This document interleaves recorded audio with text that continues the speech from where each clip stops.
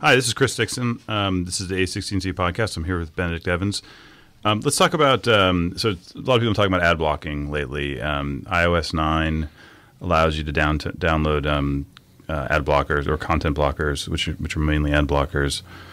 I guess the first question I have is this, there's a lot of talk about it. Is it actually a big deal? It's an interesting one. I think that there's several ways you can look at that. One is obviously the majority of time spent online on a smartphone actually isn't inside the web browser. It's inside Facebook and it's inside other apps. This would also does it affect it when you're in the web view? Well, so yes and no. Yeah. If you implement the new, faster, cooler web view, then it's affected. But if you're actually just looking at stuff actually in your newsfeed, then obviously it's not. But if you tap on a link and they implement the web view, then it's affected. A lot of content is viewed that way. Yeah. So there's that kind of wonky question, well, how much content is this affected by? Then there's how many people are going to install these things. And right now, clearly you're going to have a surge of people who really care about this stuff. It's always seemed to me that there's kind of several different, there's a portion of people who really get upset about tracking. And I'm not sure how broad a percentage of the overall population that is. And then there's another percentage of people that get really upset about the principle of advertising. And again, I'm not sure how many people that is. The interesting thing on mobile, I think, is that just the amount of code and the amount of JavaScript and ad tech stuff that's happening actually slows down your experience. So there's actually like a real user benefit as opposed to like a kind of a theoretical benefit to installing this stuff. I mean, I've always assumed it's just sort of the power of defaults here, which is if Apple were to make this the default, that it stripped out advertising, that would be a big deal. If it requires people to go and download a special thing, and it's actually quite wonky right now, you have to go in, or kludgy, you have to go in the settings and install it. Yeah, like 10% of the 5 to 10% typically do things like that aren't default, and those 5 to 10% are probably in their basement screaming at the computer, and like they're the types who don't buy stuff anyways, and. I don't know. So, like, is it actually going to affect? So, I think like the kind of high watermark here would be Google Maps on iOS, which has something like 100 million active users out of maybe 450 million iPhones, and I think that gives you a pretty good indicator for the power of defaults. Yeah, here is like an actual really. I mean, it's not like Apple Google Maps is a vastly better product, and yet your point is that only 100 million people use what is clearly a vastly better free product. Only a quarter of the base have installed it. I wouldn't say it's vast. I mean, it's like Apple Maps isn't terrible, and most people don't use it that much. It's not bad until it tells you to drive off of a bridge. Or yeah, most people don't use maps that much. Most people don't actually care that much. And there you are, even where that's a quarter of the base. So how many people will install this, and then how much does it flow through? I mean, there's a kind of a broader kind of set of questions here around. Well, as a publisher, is advertising really sustainable anyway? Is this just like a catalyst for saying, what, screw this stuff, this isn't working very well? How do you get read? Should you be thinking about micropayments? Should you be circling back on apps? Should you be thinking about other ways to get distributed? And so, at the same time as Apple launched this, obviously they launched their Apple News aggregation app, and then you have Facebook doing instant stories inside the Facebook app. One argument, which I believe is it's a diversion to worry about what's happening in Safari when the real ad blocker is called Facebook, right? Yeah. And it's not that they actually block the ads, it's that the stuff, if they want your stuff to get shown pretty soon, you're going to have to use instant articles. Yep. And instant articles is not going to let you show your ads. I mean, it's going to, if they're not native ads. And that's what, in some ways that's what you should, if you're a publisher, you should keep your eye on that ball, not if half your traffic is on Facebook, then Facebook's already going to be blocking your ads. So, this other stuff doesn't matter. Yeah, I mean, in some ways, Facebook is the new browser. It's the new RSS reader, and it's the new ad blocker all combined into one. And what's happening in Safari with plugins is a sideshow. I think that's right. I mean, there's I wrote a blog post the other week, kind of starting with a chart of the traffic to my blog, which now gets like 100 to 200 to 300,000 views a month, depending on what I've written about. But I started in 2010. For the first 3 years, I basically got 100 views a month or 200 views a month. And the point of that is, it's like, yes, you can write stuff. You could code the stuff in Notepad and put it on an FTP server. But actually, you're going to get what you want is to get read. And if you want to get read, you've got to be in some kind of a platform that's giving you audience. And increasingly, that means Facebook, or it means Medium, or it means LinkedIn, or it means some other intermediate platform that kind of comes with an implicit ad blocker, a revenue model, a filter, some other set of stuff that comes between you and your audience. Which is always like the problem for big publishers looking at Facebook. It's like it's a kind of a deal with the devil issue, that they can give us traffic, but it comes on their terms. So a lot of the ad blocking discussion has then led people to say, well, what if it's not, does this mean we should be thinking about different advertising models for, for example, for newspapers, et cetera. Or micropayments. Yeah, and that leads to discussions of micropayments, which we were discussing. And actually what triggered this podcast was a discussion with Startup L. Jackson, a fictional Twitter character who apparently dictates what we discuss. I can't believe Mark has time to tweet under 2 characters at the same time. No comment.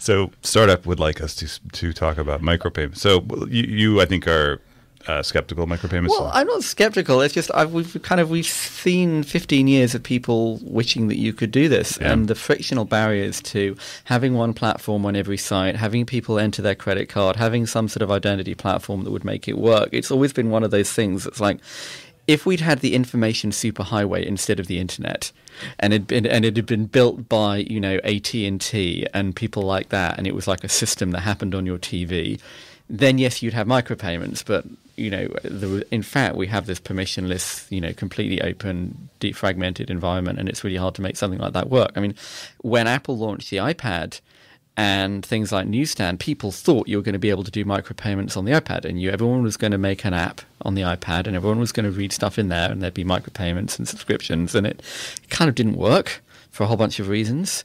And I think the question would be, it's easy to say you should be able to bill 1 cent for each article or 10 cents for each article, but getting that frictionless payment platform in there and having everybody use it has just been too hard so far. That's not to say it won't be, but... So you walk around New York City, and you have these little sort of small casual payments. And actually, if you read, it's always worth reading, like the original Bitcoin paper. There's a lot of discussion around Bitcoin, but the original paper is actually, first of all, extremely well written, very interesting from a technical perspective. But also the first paragraph is very clear about what the point is. It's small casual payments is the point, right?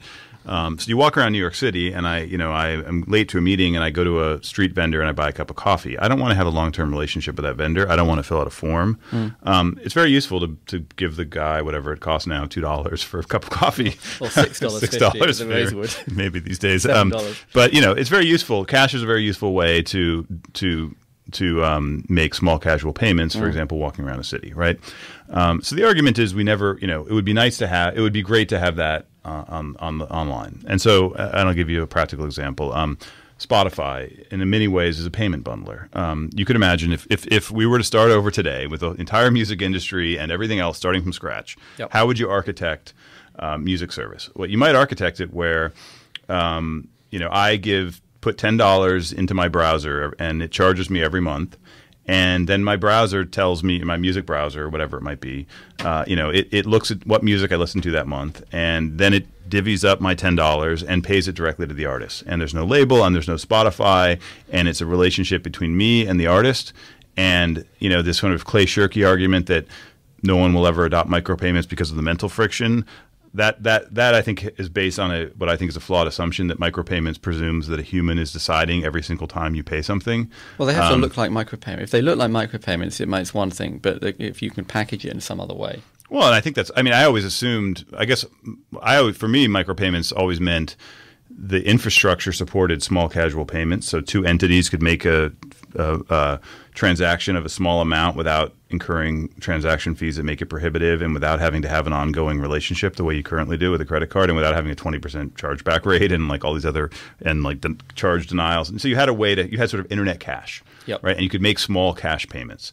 There's no reason that can't be software assisted, that you can't have bots and other things assisting how you divvy out those micropayments. There's no reason a human has to be saying, let me decide who to give 10 cents to and 10 cents to. Those are that would just be an old-fashioned architecture to me, to have a human making those decisions. So to me, the argument that sort of a human will never want to, the mental cost of making the decision, that's just a very old-fashioned assumption that there's a human deciding how everything's done. Architecturally, it seems to me that having the ability to have sort of something the equivalent of cash, low transaction costs, no ability to have fraud, not having to have an ongoing relationship between the 2 entities, would be a very useful architectural thing. Bitcoin is one very promising example of that. There could be others. The existing credit card system seems extremely flawed. PayPal's extremely flawed. I mean, the way PayPal deals with many issues is they simply block about half the world from transacting, right? I mean, there's on eBay, 20% of all international transactions are blocked because the way they deal with the fact that their system is not built for the internet is they tune the algorithms to just block almost everything that looks remotely suspicious, right? It's if you submitted PayPal to your CS 101, class as your ideal payment system, you'd fail out of the class. PayPal must have been complete idiots, Well, no, I mean, look, PayPal is a great, they're obviously smart people, but the point is, it was an extension of the credit card system, which was built for a different era. It was not built for this. It simply wasn't built. These things were not built for the kind of the way the modern internet works. I would argue. Yeah, I mean, I think there's this sort of observation, like Mark likes to point out, that it's the what is it, 403? 402. Yeah, well, this is the there's no payment. There's also no identity. I mean, I think there's so this is the error code 404 is no web page. There's also an error code 402 built in HTTP spec, which is payment required, and you're saying the identity is. Except that we never. Well, you can, and I believe so. Like I believe that so you go back to rewind to 1993. And you had different possible futures of the internet, right? And one possible future, you had built identity and you had built payments into it. And to me, that would have been I mean, I love the internet and it's awesome. And thanks to Mark and all these other great people who did it. And I'm not complaining and looking a gift horse in the mouth. That said, rewinding it, it would have been really nice to have built identity and payments in the first place. So my first job, like I think in 99, I joined an investment bank. Yeah. And I think in my first week, I was sent along to sit at the back of the room in the IPO drafting session for a company called Trintech, which makes chip and pin payment terminals. And they were one of the companies behind something called SET. And the idea of SET was it was basically an escrow system for your credit card. So your browser had your credit card, but the e-commerce site never got your credit card. It was kind of passed through, like a kind of tokenization. It's actually kind of how Apple Pay works. Exactly, it's exactly how Apple Pay works. Yeah, and of course which is, by the way, a far better system. You don't hand like the credit card system. You hand the password over. Exactly. Which is just the idea of SET. You would literally fail out of class if you submitted that in a project. Exactly. Like, it is the worst architecture. This was SET. It was like 98, 99, and this was like the idea for how you were going to get people to be comfortable putting their credit cards in. And it turned out that the answer was you just put your credit card in, and the credit card companies eat the fraud costs, and PayPal blocks half the transactions, and so on. So you just deal with it that way. But to your point, if you could, there's always this sort of I mean, it's you say about going back to 1992. We kind of look at what happened and we presume it's inevitable, and we look at all the micropayment things that failed and presume, well, that's just because micropayments aren't going to work. Just like we look at the failure of the portals in America and think, well, portals didn't work. You look at China, portals did work, and a lot of the things that look inevitable as failures, that's just kind of how it turned out, and the technology didn't quite work out like that. And it's certainly possible that we could have, whether it's Bitcoin or something else, a micropayment system of some kind or a subscription system of some kind that did work. The challenge is always like, well, how do you get everyone to adopt the thing and all the publishers to adopt the thing? It's the chicken and egg problem. It's a massive, it's the mother of all chicken and egg problems, right? It's like, it's the big chicken and egg problem. It's the biggest one of all. And the thing that comes in parallel is you have Facebook or BuzzFeed or Medium solving it from the side. So Facebook has both the distribution and the business model for third parties. The business model for themselves, the distribution for third parties, and BuzzFeed has the distribution and the business model for themselves, and Medium right now has distribution for third parties but no revenue model, although presumably that will come. And I thought it was interesting just to look at how BuzzFeed in particular comes at this, going right back to advertising and ad blocking, in that what they haven't done is kind of slap a banner ad as invented by Wired in about 1996 or 1997 and put 10 meg of JavaScript on the back of it to try and work out who the hell you are, which is my point about identity.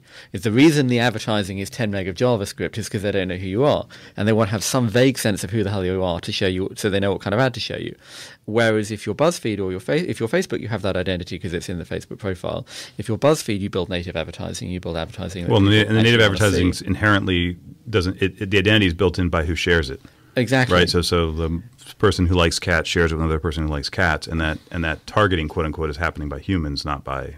Yeah. So you're not building 10 meg of kind of crappy JavaScript to try and guess as to who this person is. It's actually inherent in the product. And that's actually also a much better revenue model. And so it may be that you come at this from that other angle, which is you build it as a single site. You solve it as Medium. You solve it as Facebook. You solve identity as Facebook rather than OpenID. Well, to that point, one way to look at this is you go to the New York Times, and it's New York Times is a it's a beautifully, from a journalism perspective, it's an amazing product, right? It's great writing. They spend tons of money on research.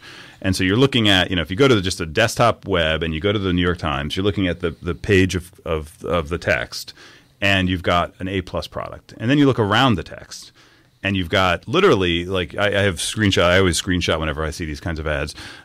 It's like the Tahiti diet or teeth whitening, right? It's the lowest of the low, crappy ads, like sitting around on these banners, which I guarantee you on mobile, that if there are any clicks on those ads, I bet you 95% of them are fat thumb, fat finger, accidental clicks. Like nobody is willing. Like the odds of somebody reading an article about whatever something foreign policy in the New York Times and then clicking on a Tahiti diet. I'm sorry, that is not. That if it's happening, it's actually. Well, those banner ads are like Yahoo. It's like that hundreds of millions of people must be clicking on them, but you've never met anyone who does it. But they don't. I don't know. So I would just say this, that you have, if you just look at it through the lens of product development, you've got on the one hand a great product. The Economist, not the Economist. They don't do it. Well, they have banner ads, I think. They have ads. Yeah. Whatever. You have the Journal, the FT, the Economist, the New York Times. All of these first-rate journalistic institutions with top-rate journalistic products bundled with very third-rate monetization products, and then people say, "Oh my gosh." Digital monetization doesn't work. We're trading analog dollars for digital pennies. Now, there's two ways to look at it. One is there's something magical about a computer screen that makes it less monetizable. The other is perhaps you've aligned yourself with a business model that is just a very low quality product. So and that would be, by the way, the BuzzFeed perspective. And and that people have this, I think, this very they misunderstand what native advertising. Native advertising are ads that people actually like. Right. This is the goal of native advertising. This is native advertising done right. It's ads it's sort of like Super Bowl ads or something. The TV advertising industry has always known this. Of course it is. Yeah, always make ads people like. You make ads people like, and in the social web, people will share them. As opposed to thinking of what the publishing industry has been, I think, kind of misled or down the wrong path of thinking of it as like you have the hamburger and you have the spinach, and you have to take the spinach with the hamburger or whatever. I don't know. I think there's an interesting thing implicit to all this is what happened with paywalls. Yeah. Is as soon as with the newspapers that went to paywalls, and particularly like hard paywalls like the Times, as opposed to the New York Times, where the Times you have to pay, that's it, you can't read anything. You mean the London Times? The Times that the New York Times is named after.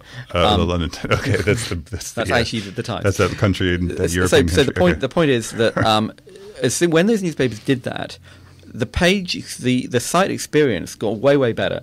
Because all the crap advertising disappeared, all the link bait headlines disappeared, all the taboola and the click on 500 other stuff disappears. You get white space on the site because all of a sudden they don't have to do that anymore.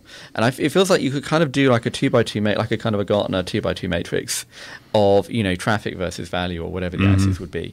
And like in one corner you would have the Guardian, which is trying for massive global scale with no monetization worth speaking of, and in the other corner you would have the Daily Mail, which is got the same traffic, a tenth of the cost base, and a tenth of the content quality, and the rail of shame and everything else.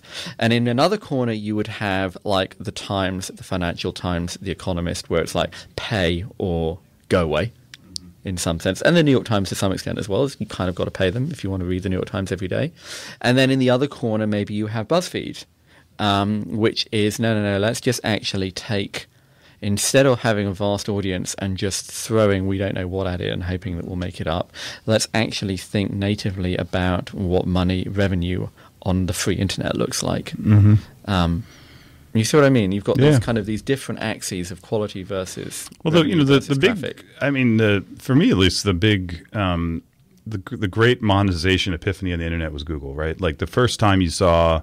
The assumption had always been that you had to, you had the carrot and the stick. The carrot was the product, and the stick was the monetization. Well, it's that and Google said no. I mean, the ads are actually quite useful. Like it turns out that in many cases those are as relevant or more relevant than the organic listings. Well, it's the best story is I can't remember who it was that they were trying to license their product to in the very early days, and he said, "Well, I don't want to use the search engine to be too good because people will leave." This was I think it was Excite. or something. They were trying to sell the company. Yeah, and they tried to sell it for $1 million. Your and results they are too got good offered because people will leave the 600,000. site, so we won't make any Well, money. you remember at the time it was all around stickiness. Yes. Was the thing. So you had to keep And them. eyeballs. Search was well known to be a bad business, and portals was a good business. So you had to search was a way to get them into your portal, where you then show like celebrity gossip and then banner ads. And that's why Yahoo actually outsourced their search to Inktomi and others. So that's a good cautionary tale. Well, so it struck me when you talk about finding new models, it's like, in a sense, it's not that it's easy for BuzzFeed, but BuzzFeed can do that. If you're a top 10 site, you can think about doing that. If you're the next 10,000 sites, once upon a time, you'd say, well, we're going to have to sell our banner ads, and that was a nightmare. And then you have ad networks, which kind of act as a natural intermediary. So is there an ad network for native advertising in some sense? How do you reach a point where everyone can be doing good advertising as opposed to only the people who've got a big team of geniuses to work it out? It's a good question. I think it's TBD. We don't know the answer. I think it's one way to look at BuzzFeed is every media company has a point at which the advertising and the content interact.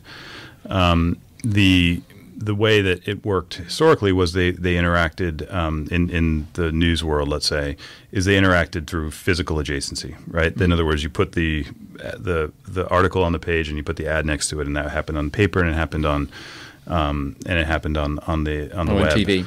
And TV, it's temporal adjacency, right? Yeah. It's like you have this slice and that slice.